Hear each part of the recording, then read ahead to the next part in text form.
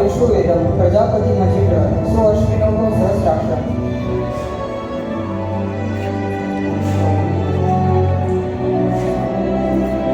विष्णु गुरुदेवो महेश्वरः गुरु साक्षात् परब्रह्म तस्मै श्री गुरुवे नमः। अवधूत चिंतन श्री गुरुदेव दत्त।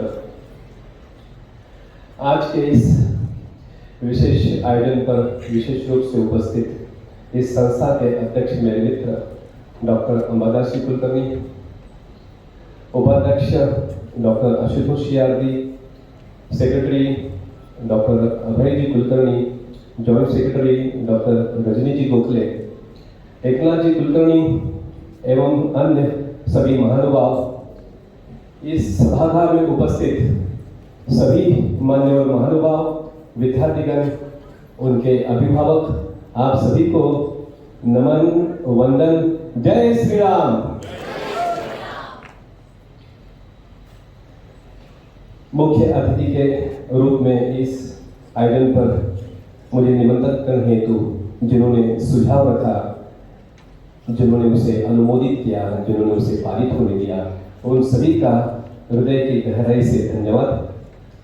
आपने मुझे निमंत्रित किया, सम्मानित किया, मंच पर उपस्थित सभी महानुभावों के साथ प्रत्यक्ष परिचय होना, उनके साथ मंच साझा करना एवं अत्यंत महत्वपूर्ण बात यह कि इस प्रबुद्ध सभागार के सम्मुख मुझे अपना मंतव्य अभिव्यक्त करने का अवसर दिया। आयोजकों का हृदय की असीम धरातल से बहुत बहुत धन्यवाद। पिछले 3 वर्षों में मुझे कई संस्थाओं में प्रमुख अतिथि के रूप में निमंत्रित किया गया, सम्मानित किया गया, मुखर होने का अवसर दिया गया, लेकिन आज का दिन, आज का यह क्षण कुछ अद्भुत है। मैं स्वयं को बहुत भाग्यशाली समझता हूँ, स्वयं को गौरवान्वित महसूस कर रहा हूँ। उसकी वजह भी विशेष है। यह हॉल, यह मंच जहां से इस सभागार को मैं संबोधित कर रहा हूं, और जो संस्था का है गोखले एजुकेशन सोसाइटी, इसका मैं भूतपूर्व विद्यार्थी हूं। आज का जो समारोह जहां पर मैं मुख्य अतिथि के रूप में प्रस्तुत हूं, यह संस्था आयुर्वेद सेवा संघ, इस संस्था का भी मैं भूतपूर्व विद्यार्थी हूं। मंच पर विराजे सभी महानुभाव उस जमाने में हमारे मेंटर हुआ करते थे। उन्होंने जो निस्वार्थ निःशुल्क हमें शिक्षा दी, मुझे पूरा विश्वास है कि उसी की वजह से आज इस दृढ़ता, इस विश्वास के साथ में यहाँ आपके सामने प्रस्तुत हूँ। इस मंच से सार्वजनिक रूप में उनका आभार प्रकट करता हूँ, उनको नमन करता हूँ। धन्यवाद। मेरे वक्तव्य के पहले मैं एक डिस्क्लेमर देना चाहता हूं। मैं इस प्रतिभा एवं प्रतिमा का धनी नहीं हूं कि मैं इस प्रबुद्ध सभागार को संबोधित कर सकूं। मैं सिर्फ यहां पर आपसे वार्तालाप करने आया हूं। मेरा यह दावा भी नहीं है कि मैं एक सफल चिकित्सक हूं। केवल सामान्य ज्ञान, जिज्ञासा, तर्कसंगत वैचारिक क्षमता, उच्चतम आकलन शक्ति और दृढ़ ईश्वर निष्ठा से पिछले 30 सालों में मैंने जो अनुभव प्राप्त किया, अनुभूति जो प्राप्त की, वो आपके समक्ष संक्षिप्त में रखता हूँ। आपसे गपशप करूंगा, वार्तालाप करूंगा, और मुझे पूरा विश्वास है कि यहाँ से जाते समय मैं आप सभी का बहुत सारा प्यार और नया युवाओं से बहुत सारा ज्ञान जरूर ले जाऊंगा, इसमें मुझे कोई शंका नहीं। आयोजकों ने मुझे 25 मिनट का वक्त दिया है। मैं तय सीमा में अपनी बात का समापन करूंगा। आयोजक निश्चिंत रहे। मैं अपनी बात 2 चरणों में रखना चाहता हूं। मेरे जन्म से इस मंच तक का मेरा सफर, मेरी जीवनी, यह बताना मैं उचित इसलिए समझता हूं कि मेरी बात जो आपके सामने रखनी है, अगर हम एक दूसरे से अच्छी भली भांति परिचित हो तो वो बात रखने में आसानी होगी। और दूसरे चरण में मैं स्मार्ट मेडिकल जनरल प्रैक्टिस एवं उसका विनियोग, जो अर्थार्जन हम लोग करेंगे, उसका विनियोग और निवेश सुचारू रूप से कैसे करें, इसके बारे में संक्षिप्त में बताऊंगा। मैं मेरी जीवनी को शुरुआत करता हूं। वैसे ही मेरे सम्मान पत्र में आपको संक्षिप्त में सब बताया गया है, फिर भी मैंने आपको बताना उचित समझता हूं। नासिक के पूर्व में 22 किलोमीटर पर इसी जिले में निफाड तालुका साइकड़ा, यह छोटा देहात, यह मेरी जन्मस्थली। रेड क्रॉस की जो संस्था है उसकी छोटी सी खोली में 1970 में मेरा जन्म हुआ। यह मेरा ननियाल, यहाँ पर मैंने प्राथमिक शिक्षा प्राप्त की। शिंदोनी तहसील जामनेर, जिला जलगांव, यह मेरा पैतृक गांव, यहाँ पर मैंने माध्यमिक शिक्षा प्राप्त की। यह भी एक छोटा देहात। हम 5 भाई बहन। बचपन हमारा काफी निम्न स्तर की देहाती जीवन शैली में गया। हमारी शिक्षा भी वहाँ पर जो जिला परिषद मराठी मुलांची शाळा मराठी माध्यम से हुई, वहाँ की शिक्षा भी काफी निम्न स्तर की। आपको उस समय का अनुमान आने के लिए संक्षिप्त में बताना चाहता हूँ कि वहाँ के मिट्टी के घर, बिना फर्श, ट्यूब नहीं, बल्ब नहीं, फ्रिज नहीं, टीवी, रेडियो, किसी किस्म का मनोरंजन का साधन नहीं। मम्मी का मिट्टी के चूल्हे पर रसोई करना, गोबर से घर लिपना, इस किस्म का कुछ उस समय का। और मैं पूरे विश्वास के साथ कहता हूं कि मेरे साथ के, मेरी उम्र के जो लोग देहात की जीवन शैली जिन्होंने देखी होगी, ये जरूर इस बात को सम्मति देंगे। हमारा स्कूल का शिक्षा का स्तर का आपको अंदेशा आने के लिए बताना चाहूंगा कि पढ़ाई आगे बढ़ती गई। 10वीं का निकाल लगा। हेडमास्टर ने सभी बच्चों को एक साथ बुलाया। उस 10-20 गांव में एक ही स्कूल थी। स्कूल में 150 बच्चे 10वीं में बैठे। हेडमास्टर ने कहा, मैं इस ब्लैक बोर्ड को चौक से लिखना शुरू करता हूँ। इस ब्लैक बोर्ड पर जितने बच्चे बैठेंगे उतने पास, बाकी अगली साल कोशिश करना। हेडमास्टर ने लिखना शुरू किया। केवल 15 नाम लिखे। 150 बच्चे में केवल 15 बच्चे उत्तीर्ण हुए। इसका मतलब 10% निकाल लगा। आज कई स्कूलों में मैं मुख्य अतिथि के रूप में उनके वार्षिक समारोह पर जाता हूं। उनका जो एनुअल रिपोर्ट बताता है, उनका कई सालों से 10वीं का रिजल्ट 100% लग रहा है। तो आप अंदेशा करो कि उस समय की शिक्षा का स्तर क्या होता। सौभाग्यवश हेडमास्टर ने प्रथम में मेरा नाम लिखा, दिगंबर देवी सिंह। उस साल में प्रथम क्रमांक से पास हुआ। ऊंचे क्रमांक से जो बच्चे पास होते थे, वो उस जमाने में एक तो डॉक्टर इंजीनियर बनते थे। डॉक्टर बनने का सपना लेके मैं नासिक आ पहुंचा।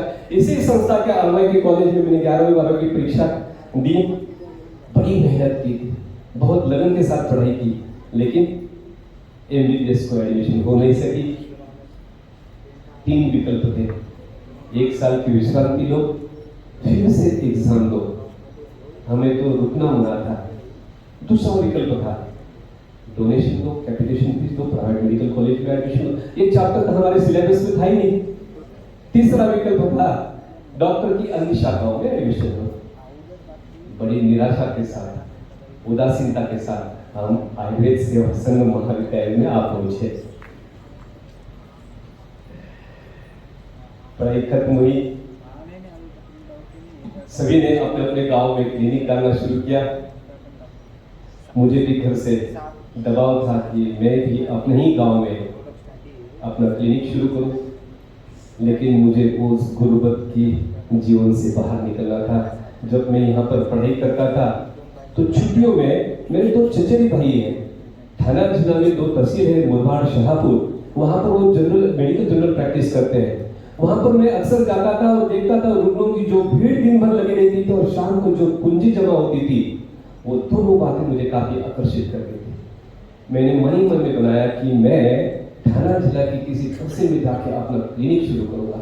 बस एसटी बस पकड़ी, पालघर जहां पहुंचा। बड़े गर्व के साथ बताना चाहता हूं कि उस दिन के बाद एसटी में कभी कदम नहीं रखा, कभी जरूरत नहीं पड़ी। वहां पहुंचा, ऐसी जगह पर पहुंचा जहां को मैंने, मेरे परिवार ने कभी नक्शे में भी पलकर नहीं देखा था। हमारा परिचय का कोई नहीं, कोई मित्र नहीं, कोई रिश्तेदार नहीं, हमारी जाति के हमारे कोई घर नहीं। ऐसी अनभिज्ञ जगह पर मैं जा पहुंचा। एक हॉस्पिटल में आरएमओ की जॉब मिली, 2000 रुपये महीना। आपको बताना जरूरी समझता हूं कि घर का विरोध था, इसलिए घर से 1 रुपया भी ना लेके मैं निकला। हॉस्पिटल में डॉक्टर्स को सुबह शाम असिस्ट करता था। दोपहर के समय विश्रांति करने की जगह मैं अपनी क्लिनिक की जगह ढूंढने निकलता था। 3 महीनों में ही मुझे अपने पसंदीदा जगह मिल गई। 2000 रुपया महीना किराया था। मिनिमम इक्विपमेंट्स जो क्लिनिक शुरू करने के लिए लगता है, मिनिमम फर्नीचर जो क्लिनिक शुरू करने के लिए लगता है, वो भी पैसा मेरे पास नहीं था। मैंने चचेरे भाई को विनंती की, उसने रुपए 10,000 उधार दिए। बस मेरा सपनों का क्लिनिक शुरू हो गया 1 मार्च 94 में। शुरू में रुग्णों की संख्या बहुत कम, अनभिज्ञ में कोई पेशेंट का नहीं, और फीस भी बहुत कम। मुझे बहुत निराशा आने लगी, बहुत उदासीन होने लगा। मैं विशेष रूप से बताना चाहता हूं कि मैं ईश्वरनिष्ठ हूं, धर्मनिष्ठ हूं। मैं सनातन परंपराओं को, उनके उच्चारों पर मेरा दृढ़ विश्वास है। मैंने किया, उन दिनों में श्री स्वामी समर्थ के चरित्र और गुरु चरित्र के अनुष्ठान शुरू किए और निरंतर गुरु का मंत्र मेरे मुख में रखता रहा। धीरे धीरे सकारात्मक बदलाव आने लगा। रोज रुग्णों की संख्या बढ़ने लगी। 10, 20, 30, 40 करते करते 1 साल के अंत तक मैं सेंचुरी मारने लगा। 100 रुग्णों को रोज देखने लगा। पहले 3 महीनों में ही मैंने जो चचेरे भाई का 10,000 रुपया दिया था वो दे दिया। पहले 11 महीनों का जो किराए का करार खत्म होते ही मैंने वो जगह 3.5 लाख रुपए में खरीदी कर ली। उसके 6 महीनों के बाद में मैंने मारुति फ्रंटी 2 लाख रुपए मिली। आपको बताते समय विशेष लगता है कि उन दिनों में मारुति को पाना धनवान होने की निशानी समझी जाती थी। आज मैं एस क्लास मर्सिडीज में घूमता हूं, लेकिन जो पहली मारुति लेने का जो अनुभव अद्भुत था। 1.5 साल में एक दिन भी छुट्टी नहीं ली। इतवार को भी प्रैक्टिस करता था। मारुति आई, मारुति का ड्राइवर को बैठाया, करीबी रिश्तेदार मित्रों को मिलके पूरे महाराष्ट्र की चक्कर लगाई। दिगंबर जयकिशन झंवर की प्रैक्टिस सफलतापूर्वक चल रही है। दिगंबर अभी धनवान हो रहा है, इसकी सफल प्रदर्शन किया। 2 साल के बाद स्वयं की शादी, भाई बहनों की शादी की, और क्लिनिक के सामने एक अपार्टमेंट नया बन रहा था। उसका टॉप फ्लोर 4 फ्लैट्स का था। उस जमाने में एक फ्लैट लेने को सालों लोग तरसते थे। मैंने 4 फ्लैट लिए, अंदर की दीवारें पूरी, 12 रूम का भव्य मेरा घर बनाया। उन दिनों में 25-30 साल पहले 40 लाख रुपए मैंने मेरे रेसिडेंस पर खर्चा किया। मैं ये सब अंक विशेष रूप से नवयुवकों को बताना चाहता हूं, जिससे उनको प्रेरणा मिले। नहीं तो अंकों का यहाँ कोई प्रयोजन नहीं। इस तरह मेरे पूरे परिवार जो मुझे विरोध कर रहा था पालघर आने के लिए, सिंदूर से पूरे परिवार को मैंने यहाँ पर सलाहित किया। क्लिनिक की जो सफलता मुझे मिली, उससे मुझे और उद्योग व्यापार करने की प्रेरणा मिली। अपने परिजनों को साथ में लेकर मैंने उद्योग व्यापार करना शुरू किया। डॉक्टर्स के लिए सबसे आसान चीज क्या होती है? तो एक रिटेल मेडिकल स्टोर्स में सबसे पहले मेडिकल स्टोर शुरू की, नाम का गुरु कृपा मेडिकल स्टोर। उसमें हमको सफलता मिली। फिर हमने होलसेल मार्केटिंग शुरू किया। उसके बाद में हमने देखा कि अपने खुद के प्रोडक्ट्स बनाए, उसकी मार्केटिंग शुरू की पालघर क्षेत्र में, और उसमें 2-3 मेडिकल रिप्रेजेंटेटिव रखे। फिर उसका विस्तार पूरे महाराष्ट्र में किया। हर जिले में हमारे डिस्ट्रीब्यूटर, हर जिले में हमने रिप्रेजेंटेटिव रखे। इसमें भी काफी सफलता मिली। फिर हमने तारापुर MIDC में हमारा पहला मैन्युफैक्चरिंग यूनिट शुरू किया। आज मुझे बताते समय गर्व होता है कि आज तारापुर MIDC में हमारे 5 मैन्युफैक्चरिंग यूनिट और 6-7 हमारी मार्केटिंग कंपनियों के साथ में देश विदेश के 85 देशों में हमारा उद्योग व्यापार अरबों का हो रहा है। मैं विनती करता हूं कि वो PPT अगर प्ले करते तो मैं कुछ बताना चाहता था। 1 मिनट की PPT है। नेक्स्ट। ये हमारी कंपनी है। नेक्स्ट, ये मैन्युफैक्चरिंग प्लांट्स हैं। ये फोटोग्राफ्स हैं हमारे फैक्ट्रीज के। एक मिनट, ये जो कमला लाइफ साइंसेस लिमिटेड है, यह महाराष्ट्र की सबसे बड़ी इंजेक्टेबल फैसिलिटी है। इसी फैसिलिटी ने मुझे धनवान बनाया। इसी फैसिलिटी की वजह से मुझे बहुत ज़्यादा ख्याति प्राप्त हुई। उसकी वजह यह थी कि कोरोना के समय में इंजेक्शन रेमडेसिविर की काफ़ी मांग थी। पूरे भारतवर्ष में सबसे ज़्यादा इंजेक्शन रेमडेसिविर इस कंपनी ने बनाए। और post Covid mucormycosis black fungus जो बीमारी लग रही थी, उसमें भी एक क्रिटिकल केयर का जो इंजेक्शन होता है, लिपोसोमल एम्फोटेरेसिन, भी इसी कंपनी ने लिपोसोमल एम्फोटेरेसिन भी बनाया। नेक्स्ट, ये हमारे बिजनेस पार्टनर है। Main business partner Cipla, Zydus, Glenmark. मुझे पूरी उम्मीद है कि यहाँ पर जितने प्रैक्टिशनर बैठे हैं, इन सभी नामों से वो अच्छी तरह से परिचित होंगे। नेक्स्ट, ये हमारा विजन है। हम कमला ग्रुप 2030 तक 10,000 करोड़ की वैल्यूएशन के साथ में BSE NSE बोर्ड पर हम अपना IPO लाना चाहते हैं। और उसमें से जो हमें राशि मिलेगी, उससे हम इंडिया का, भारत का सबसे बड़ा फार्मा पार्क रखेंगे। वहाँ पर काफ़ी सारी मैन्युफैक्चरिंग यूनिट्स होगी और वो यूनिट्स के साथ में भारत के सबसे बड़े CDMO बनने का हमारा मानस है। यह हमारा लक्ष्य है। ईश्वर की कृपा रही, कड़ी मेहनत करते रहेंगे, आप सब लोगों का आशीर्वाद रहेगा, हम हमारे लक्ष्य में जरूर सफल होंगे। धन्यवाद।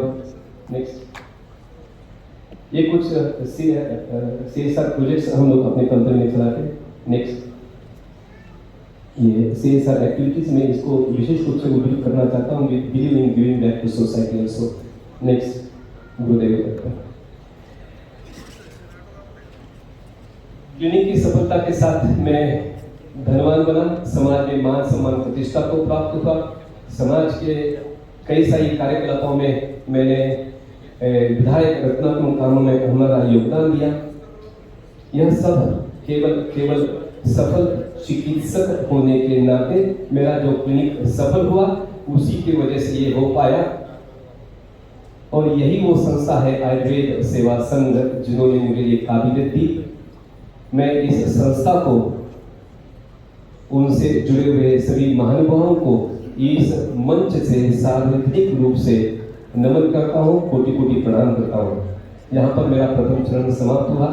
द्वितीय चरण में स्मार्ट प्रैक्टिस के बारे में बताना चाहता हूँ। स्मार्ट प्रैक्टिस मतलब सफल चिकित्सा कैसी करें, काफ़ी संक्षिप्त में बताऊंगा। और आय जो अर्जित धन है उसका निवेश कैसा करें जिससे आप धनवान, अरबपति, खरबपति बन सको। मैं सबसे पहले सफलता की परिभाषा आपके सामने रखना चाहता हूँ।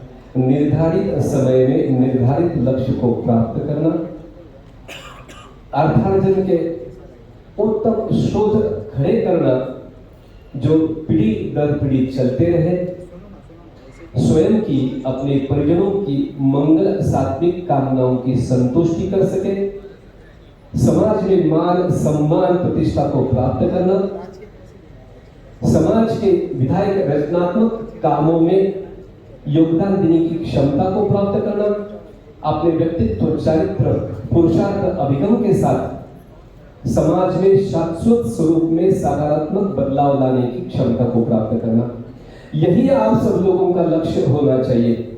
यहाँ पर उपस्थित सभी मेधावी छात्र जिन्होंने आज आयुर्वेदाचार्य की डिग्री प्राप्त की है, आप सभी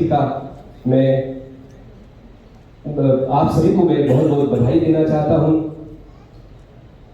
6 साल पहले आपने जो लक्ष्य रखा था आयुर्वेदाचार्य बनने का, आज पूरा होते समय आप सब बहुत खुश हो गए और साथ में आपके मन में द्विधा भी होगी, आगे क्या?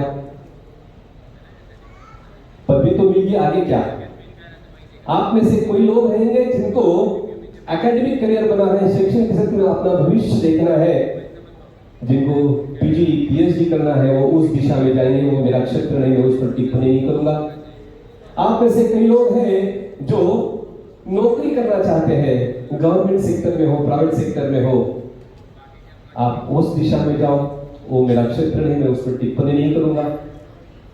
आप में से जो लोग प्राइवेट क्लिनिक करना शुरू करना चाहते हैं जैसे कि मैंने किया, वो मेरा क्षेत्र है, वो मेरा अधिकार है, उस पर मैं टिप्पणी जरूर करना चाहूंगा। 30 साल पहले का समय कुछ और था। हमने जैसे कि मैंने बताया कि BAMS डिग्री के साथ में एक इंफिनिटी कॉम्प्लेक्स जुड़ा हुआ था। उन दिनों में डॉक्टर बताते समय भी हमें वो आत्मविश्वास कभी नहीं आता था। BAMS तो हम तो ऐसे बने कि जैसे हमको मेडिकल प्रैक्टिस का लाइसेंस मिल गया हो। शुरू से ही हमने मनोधारणा की थी कि हमको तो एलोपैथिक प्रैक्टिस ही करनी है, इसलिए हमने आयुर्वेद का कोई अभ्यास किया नहीं था। लेकिन समय बदल गया है। समाज में आयुर्वेद BAMS आयुर्वेदाचार्यों को एक अपनी प्रतिष्ठा प्राप्त हुई है। किसी भी पदवी की प्रतिष्ठा उसके साथ में जुड़े हुए अर्थकारण से होती है। एक पदवी जिनको मिली है उनकी परिस्थिति अगर समृद्ध होती नजर आई और संपन्न होते नजर आए तो ऐसा समझना चाहिए कि समाज ने उसको स्वीकृत किया है। पिछले 25 सालों में आयुर्वेदिक चिकित्सकों ने जो दिन रात मेहनत की, अपने पुरुषार्थ का परिचय दिया, वो स्वयं समृद्ध है, स्वयं संपन्न है। और उसके साथ उन्होंने समाज में, सभी जनमानस में आयुर्वेद की महत्ता अंकित की। उसी की वजह से यह आज प्रतिष्ठा इस आयुर्वेदाचार्य को मिल रही है। उसका श्रेय उन सभी आयुर्वेदाचार्यों को जाता है। सभागार से निवेदन है कि जोरदार तालियों से उन आयुर्वेदिक चिकित्सकों का सम्मान करें। स्वयं का क्लिनिक शुरू करने के पहले मेरा एक निवेदन, एक आग्रह रहेगा कि आप कम से कम एक साल allopathic general practice, Ayurvedic general practice, Ayurvedic consulting practice, शास्त्रसूत्र चिकित्सा, पंचकर्म चिकित्सा और साथ साथ में आयुर्वेदिक औषधि निर्माण कारखानों में स्वयं 2 महीना 3 महीना एक जगह पर इस तरह का अनुभव ले। आपको समाज के सम्मुख जाते समय बड़ा आत्मविश्वास मिलेगा। मैंने स्वयं 93 में मैं पास हुआ, 94 तक मैंने मेरा क्लिनिक नहीं डाला। मैंने जनरल प्रैक्टिस की जो शिक्षा मैंने मेरे चचेरे भाई से ली। आयुर्वेदिक जनरल प्रैक्टिस मैंने मान्यवर महानुभाव डॉक्टर जयंत जहागीरदार के पास लिया। वहां पर ही एक वैद्य रहते हैं नरेंद्र गुजराती, उनके पास में मैंने आयुर्वेदिक कंसल्टिंग प्रैक्टिस की। इस तरह से मेरा आप सबको आग्रह रहेगा, निवेदन रहेगा, जिससे आपका आत्मबल, आत्मविश्वास बढ़ेगा। इस तरह आप बड़े मनोबल के साथ समाज के सम्मुख जाओ। अपना क्लिनिक अच्छे शहर में, जिला स्तर पर, तालुका स्तर पर शुरू करो। छोटी बस्ती, छोटी बस्ती, छोटे छोटे गांव देहात में बिल्कुल मत जाना। अपना क्लिनिक की जगह भी रोड फ्रंट की हो, मेन रोड का उसे एक्सेस हो, चौराहा में हो, जिससे विजिबिलिटी बढ़े और वॉकिंग पेशेंट्स आपके यहाँ आसानी से पहुंच सके। अपना क्लिनिक भी कम से कम न्यूनतम 200 स्क्वायर फीट का हो अगर क्षमता है, और 200 स्क्वायर फीट लोग डे केयर सेंटर बना सकते हैं, शास्त्रसूत्र चिकित्सा कर सकते हैं, पंचकर्म चिकित्सा कर सकते हैं। और भी क्षमता रही तो 200 स्क्वायर आउट ले लो। 600 स्क्वायर फीट की अगर आपकी क्लिनिक बनती है, जिसे हम पॉलिक्लिनिक कह सकते हैं, पहले दिन से रिटेल मेडिकल स्टोर शुरू करो। अपने क्लिनिक का एम्बियंस डिसेंट होना चाहिए, सुप्रकाशित होना चाहिए, वेल वेंटिलेटेड होना चाहिए। प्रिस्क्रिप्शन पैड भी बड़ा स्वयं का होना चाहिए। किसी भी pharma company, retail medical store की विज्ञापन के साथ नहीं। पहले दिन से हर रुग्णों को अपने प्रिंटेड फाइल दो। भूल जाओ मैं जनरल प्रैक्टिशनर है, एक कॉर्पोरेट में बैठा हूं मैं। इस किस्म की अपना आवेश, इस किस्म का अपना आविर्भाव होना चाहिए। उस प्रिंटेड फाइल पर आप काफी सारी चीजें लिख सकते हो, जैसे वैक्सीनेशन शेड्यूल हो, पेशेंट्स की हिस्ट्री लिख सकते हो, पेशेंट को जो इंपॉर्टेंट मेडिकेशन से है वो लिख सकते हो, उसकी कोई डिसऑर्डर है, उसकी कोई एलर्जी है, उसका विवरण आप उस फाइल पर दे सकते हो। इस फाइल से क्या होगा, और रुग्ण जब एक फाइल घर पे लेके जाता है तो उसको ऐसा प्रतीत होता है कि ये डॉक्टर मेरा फैमिली डॉक्टर है, भविष्य में कभी भी उसको जरूरत पड़ती तो वो फाइल उठाता है और आपके साथ में विचार विमर्श करने आएगा। श्री रुग्ण को चेक करते समय कंपलसरी सिस्टर आएगी या उसके रिश्तेदार को वहाँ पर उपस्थित होना बहुत बहुत जरूरी है। उच्चतम चरित्र का, अपने उच्चतम चरित्र का निरंतर परिचय हो। फीस भी काफी किफायत से लो, शुरू में थोड़ी थोड़ी, फिर धीरे धीरे धीरे धीरे बढ़ाना उसको। गरीब और जरूरतमंद के पास फीस का कभी भी आग्रह मत करो, बड़ी खुशी के साथ उनकी सेवा करो, विश्वास करो उनकी दुआएं आपके बहुत काम आएगी। वैसे समाज के प्रतिष्ठित सम्मानित लोगों के पास, उनके परिजनों के पास कभी भी फीस मत लो, वो आपके नेटवर्किंग डेवलप करने में काम आएंगे। लायंस क्लब, रोटरी क्लब, इस किस्म की जो सामाजिक संस्थाएं उसके साथ जुड़ जाओ। मुफ्त मेडिकल कैंप्स दो, मुफ्त सेवाएं दो, यह भी आपके नेटवर्किंग डेवलप करने में काम आएगा। आपको अपना नॉलेज निरंतर अपडेट रखना है। आपको compulsory CME conference workshop attend करनी है। लोकल एसोसिएशन के साथ जुड़ जाओ। भगवान न करे कभी आपदा संकट आए तो यही लोग आपके साथ में खड़े रहेंगे। अपने आसपास के चिकित्सकों के साथ मित्रता रखो, अच्छे संबंध रखो। रुग्णों की बातों में आकर कभी भी निम्न स्तर की टिप्पणी ना करें। जहां पर भी बुलाए जाए वहां पर विजिट हो, विजिट्स को जाओ, वो परिवार आपके साथ जुड़ जाएगा। इस तरह आप आपकी प्रैक्टिस सफल बना सकते हो। डॉक्टर साहब, डॉक्टर दिगंबर जोर, ये तो सभी करते हैं, आपने विशेष क्या किया, इससे आपको तो सफल प्रैक्टिस जरूर मिलेगी, लेकिन सीमित स्वरूप का आपको यश मिलेगा। अगर आपको अलौकिक सफलता की अपेक्षा है तो डिफरेंशिएटिंग फैक्टर कुछ होना चाहिए, जिसे मैं सफलता का मंत्र बोलता हूं। युवाओं से मेरा आग्रह है कि गौर करके मेरी बात सुने। आपको सुनना है, सफल प्रैक्टिस करनी है? अरे हाथ ऊंचा करके बताओ। धन्यवाद। History of Mankind is history of thoughts. विचारों से ही आपका भविष्य बनता है, विचारों से संकल्प बनता है, यही संकल्प आपको सिद्धि की ओर या सफलता की ओर लेके जाता है। आपको आपके मन में दृढ़ संकल्प करना है। इस किस्म का संकल्प करें कि अपने मनोमस्तिष्क में निरंतर उसका विचार आते रहे, और इस किस्म का प्रतिमा, जो अपना सपना है उसका प्रतिमा अपने अंतर मन में अंकित होगी। तो आपने क्या विचार करना है कि आगे बढ़कर मुझे विचार करना है कि मैं नामांकित वैद्य बनूं, मैं नामांकित डॉक्टर बनूं, मेरे क्लिनिक में भर भर के रुग्ण आ रहे हैं, बहुत सारी मेरी आमदनी हो रही है, मुझे शोहरत मिली, मुझे पैसा मिला, मैं रिच और फेमस बन गया। इस किस्म का दृढ़ संकल्प निरंतर अपने मन में रखो। Please believe in law of attraction. I personally believe in, I really practice it. Please believe in power of subconscious mind. I personally believe, I really practice it. Please believe in supreme power God. Please take out quality times for daily prayers. आपको ईश्वर निष्ठ होना है, भगवान की प्रार्थना निरंतर प्रतिदिन करनी है। मैं स्वयं प्रतिदिन 3 घंटा सनातन धर्म के अनुसार पूजा पाठ, संहिता पाठ जब करता हूँ। मैं आपको विशेष रूप से बताऊँ कि काफ़ी दिक्कतें आपको आ सकती है। उस दिक्कतों, डिफिकल्ट टाइम में ये सच में बहुत बहुत कारगर साबित होगा। आप स्वयं को सुरक्षित महसूस करोगे। यहाँ पर एक शेर रखना चाहूँगा, जैसे फानुस बन के हिफाजत जिसकी हवा खुद करे, वो क्षमा क्या बुझेगी जिसे रोशन खुदा करे। इस किस्म का आपका आविर्भाव होगा। Remember always, you born poor is not your fault, but if you die poor is definitely your fault. Remember always, thinking low is a crime. इस तरह से आप smart practice, put your intense effort, do smart work, do hard work with positive mind.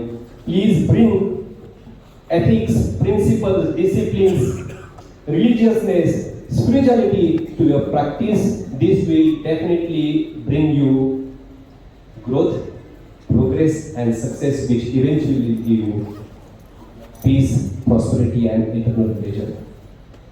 यहाँ पर मैं मेरा द्वितीय चरण का पूर्वार्ध समाप्त करता हूँ। इस प्रकार की आप स्मार्ट प्रैक्टिस करोगे तो आपके पास धन संचय होगा। उस धन संचय के बाद में उसका विनियोग और निवेश आपको सुचारू रूप से करना है। ये अत्यंत महत्वपूर्ण की बात है। हम खुद दोनों हाथ से पैसा कमा कमा के थक जाएंगे। जब हमारा पैसा हमारे लिए कमाना शुरू करेगा, पैसिव इनकम जिसको बोलते हैं, उसकी बात में आपको संक्षिप्त में रखूंगा। पहले दिन से ही चार्टर्ड अकाउंटेंट अपॉइंट कर ले, पहले दिन से ही फाइनेंशियल कंसल्टेंट अपॉइंट कर ले और उसे दिशा दर्शन से अपना निवेश शुरू करे। पहले दिन से ही बचत की आदत डाले, पहले दिन से ही निवेश की आदत डाले। आपके पास निवेश के अनंत विकल्प आज उपलब्ध है, जैसे कि बैंक में फिक्स डिपॉजिट कई सारे लोग करते होंगे, मैं उसे हट करता हूँ, बिल्कुल ना करें। गोल्ड परचेस करके रखते होंगे, बिल्कुल ना करें। प्राइवेट फाइनेंसिंग करते हैं, सबसे खराब बात। रियल एस्टेट हमारा काम नहीं। LIC बिल्कुल मत ले। आप अपने परिवार को सुरक्षित रखने के लिए एक जिसको मेडिक्लेम कहते हैं वो करें, और टर्म इंश्योरेंस के लिए अपना परिवार आप सब सुरक्षित हो जाओगे। Investment is a scientific and logical way, it is a process. आपको मेरे समझ में आपको सिर्फ और सिर्फ इक्विटी में इन्वेस्टमेंट करनी चाहिए, SIP, PMS, म्यूचुअल फंड के माध्यम से। Please believe in the power of compounding interest, it works like miracle. यही ये बात है कि जो आपको धनवान, करोड़पति, अरबपति बना सकती है, अन्यथा आप साधारण से धनवान बनोगे। यहाँ पर मेरा निवेश के बारे में जो मुझे बताना था वो समाप्त करता हूँ। कई कुछ नैतिक मूल्यों के बारे में मेरे समापन में बताकर मैं केवल 2 मिनटों में मेरी बात समाप्त करता हूँ। आप को सफलता मिली, आप धनवान बने, तो उस समय आपकी मनोधारणा क्या होनी चाहिए? अपनी सफलता को का श्रेय कदापि अपने पुरुषार्थों को ना दे, उसे ईश्वर को समर्पित करें। ऐसा समझे कि ईश्वर ने मेरा चयन विशेष काम के लिए किया है। प्राप्त धन का निवेश विनियोग कभी भी अपनी मर्जी से ना करे, उसके मर्जी से करे। विश्वस्त बन के उसका निवेश करे, ना कि मालिक बनकर अपने वासनाओं के लिए, वासनाओं की पूर्ति के लिए उसका खर्चा करे। सफलता में बहुत सारे महानुभावों का प्रत्यक्ष अप्रत्यक्ष रूप में योगदान होता है, इसका निरंतर स्मरण रखें। इससे क्या होगा? प्राप्त सफलता, प्राप्त धन आपके सर चढ़ बोलेगा नहीं, आपके पैर सदैव जमीन पर बने रहेंगे और आपके व्यक्तित्व चारित्र में इस किस्म की सादगी और सात्विकता आएगी कि आप समाज में विशेष मान सम्मान के लिए प्राप्त होंगे।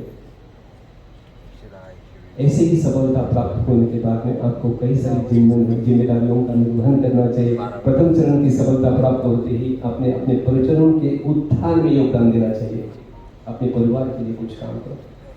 द्वितीय चरण की सफलता प्राप्त हुए थे, अपने समाज के उत्थान के लिए काम करना चाहिए, और तृतीय चरण की सफलता प्राप्त होने के बाद में अपने राष्ट्र के उत्थान के लिए काम करना चाहिए।